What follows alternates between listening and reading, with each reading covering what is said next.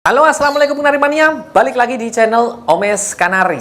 Oke, di kesempatan video kali ini kita akan membahas tutorial atau cara bagaimana memilih kenari jantan yang bagus untuk ternak. Nah, jadi karena kemarin banyak pertanyaan dari teman-teman ya, Mas, gimana sih tipsnya atau caranya sih milih kenari itu yang bagus buat ternak pejantan ya, buat pejantan yang bagus seperti apa? Ada beberapa tips yang mungkin teman-teman bisa praktekkan nanti ya. Jadi konsep dasarnya ternak kenari pejantan atau kenari jantan itu pada dasarnya semua bisa untuk ternak ya. Semua kenari jantan itu bisa buat pejantan ternak. Tetapi apakah semua pejantan ini bisa menghasilkan anakan yang bagus? Nah, itu yang harus ditanda kutip. Jadi enggak semua kenari jantan itu bisa menghasilkan anakan yang bagus ya teman-teman. Jadi saya mau kasih beberapa tips buat teman-teman bagaimana caranya memilih pejantan ini biar buat ternak itu hasil anakannya bisa bagus-bagus. Nah, kadang kan teman-teman pasti pernah lihat ya di suatu peternak atau di tempat salah satu penangkar. Mungkin teman-teman pernah main, saya sendiri juga pernah main ke peternak ya.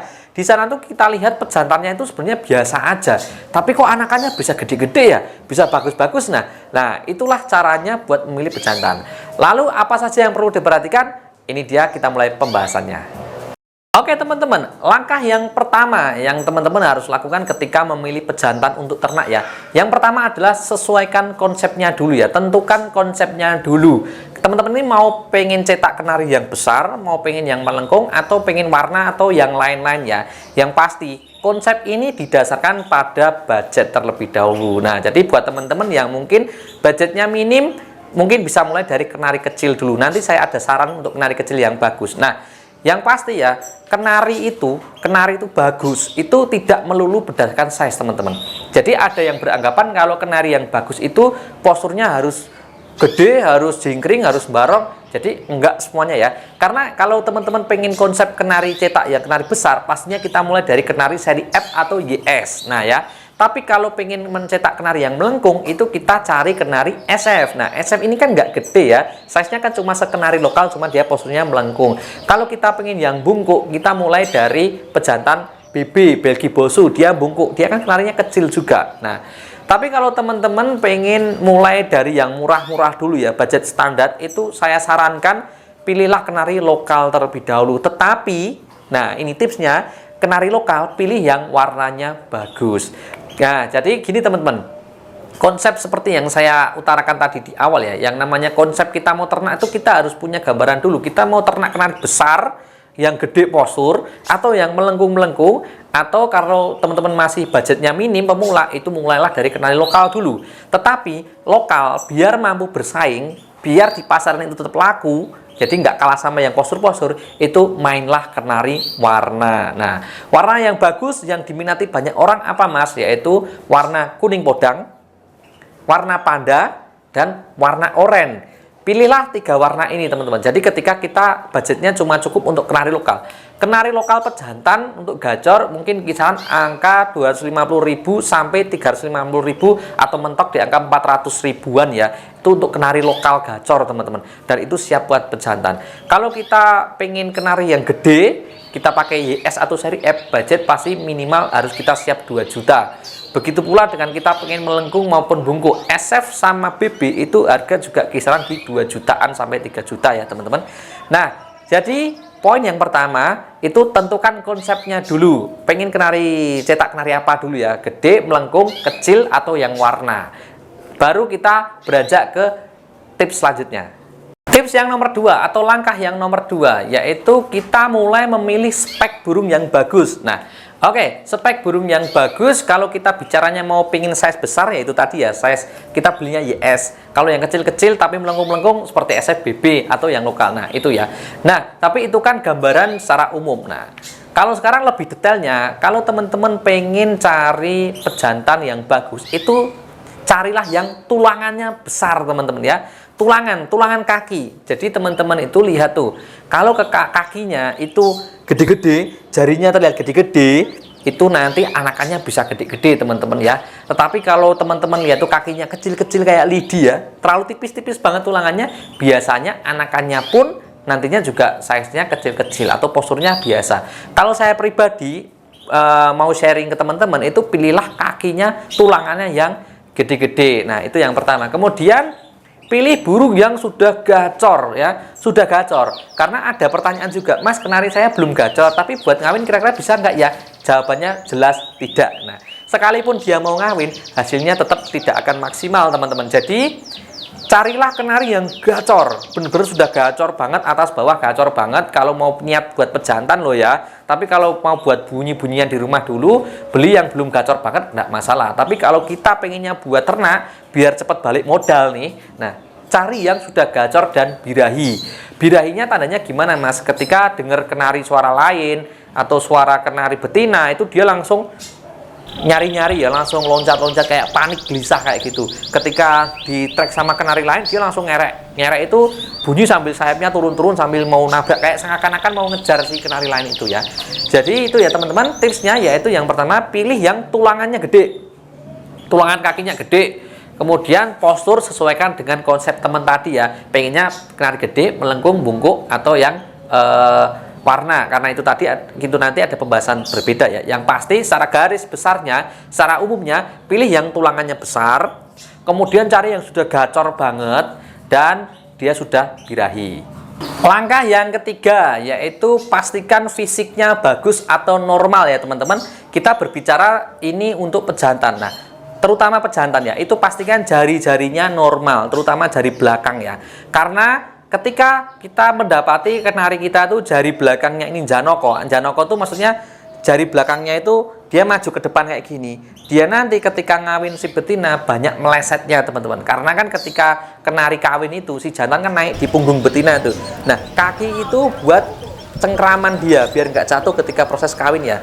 Kalau kakinya dia jarinya ini yang belakang ini maju janoko, itu nanti akan meleset-meleset. Nah, jadi usahakan cari kenari yang fisiknya bagus. Contoh yang pertama yang perlu diperhatikan yaitu kaki-kakinya normal, jari-jarinya utuh normal ya teman-teman. Kalau ada yang patah kuku atau patah separuh yang jari depan enggak masalah, itu enggak masalah. Itu nanti enggak ngaruh ke anakan. Jadi anakannya enggak ikutan cacat ya.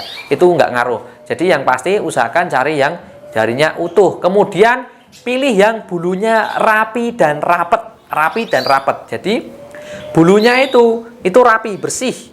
Nggak ada kutu ya, karena kutu nanti nular ya, nular ke anakan, nular yang ke betina. Jadi pastikan nggak ada kutu, walaupun nanti ada caranya buat ngilangin, nanti saya ada caranya, mungkin di video lain kita bahas cara menghilangkan kutu ya. Tapi kalau teman-teman mau beli, perhatikan itu bulunya rapet dan rapi. Nah, rapet jangan bulu yang ngembang-ngembang ya.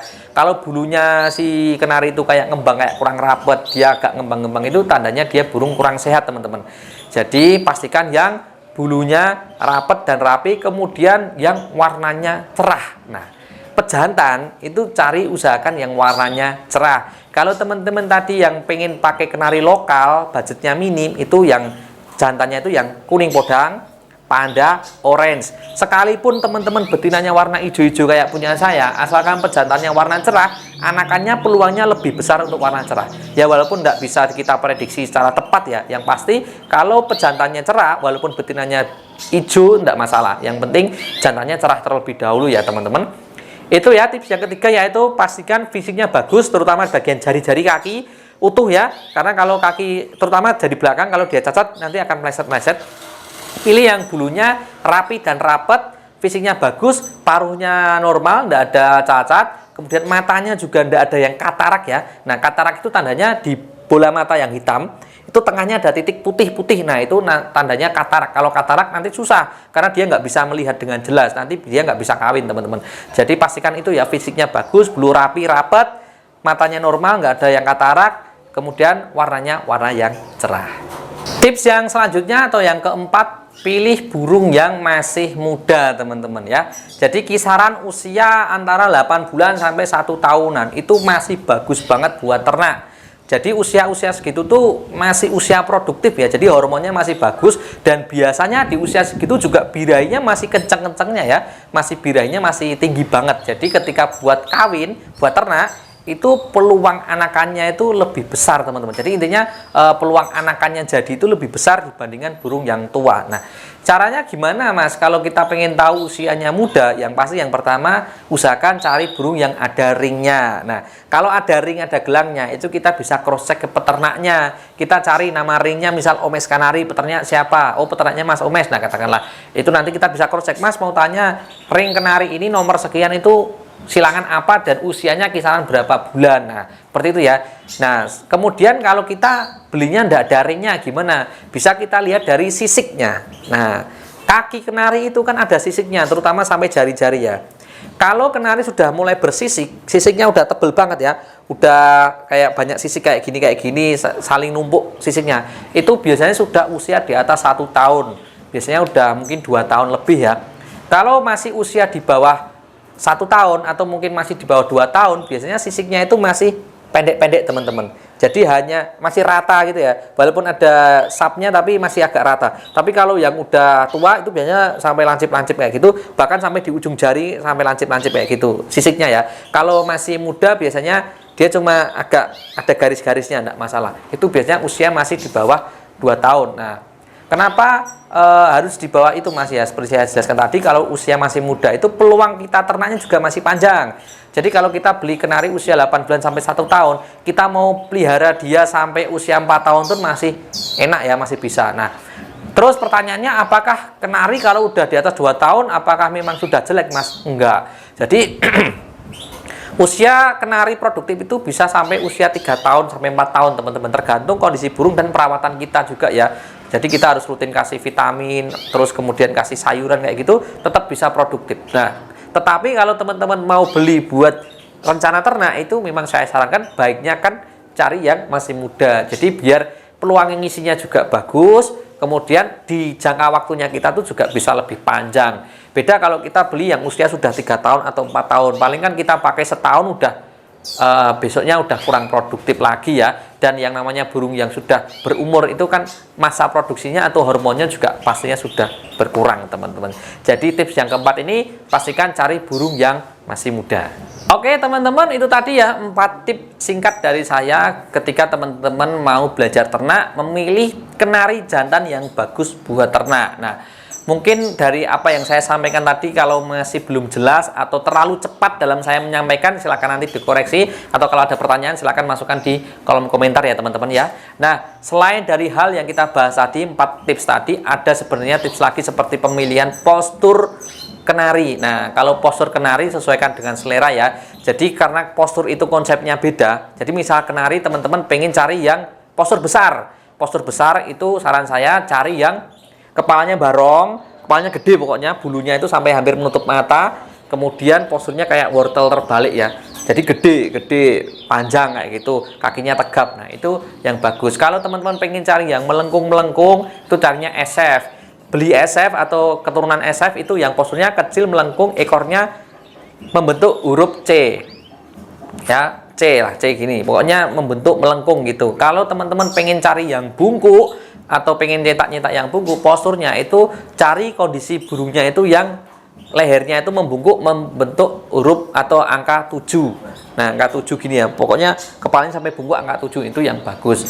Tapi kalau teman-teman budget minim, cari lokal itu terserah, karena kenari lokal bentuknya seperti itu ya, kecil ya. Yang penting cari yang warnanya bagus. Warna bagus yang seperti saya sarankan tadi, ada orange, panda, dan kuning podang. Seperti itu ya teman-teman. Semoga video ini bisa bermanfaat. Dan jangan lupa di like dan subscribe, aktifkan juga loncengnya ya, jadi biar kalau saya update video baru teman-teman bisa langsung menerima notifikasinya. Sampai jumpa di next video. Assalamualaikum, salam kenari mania, salam sukses selalu.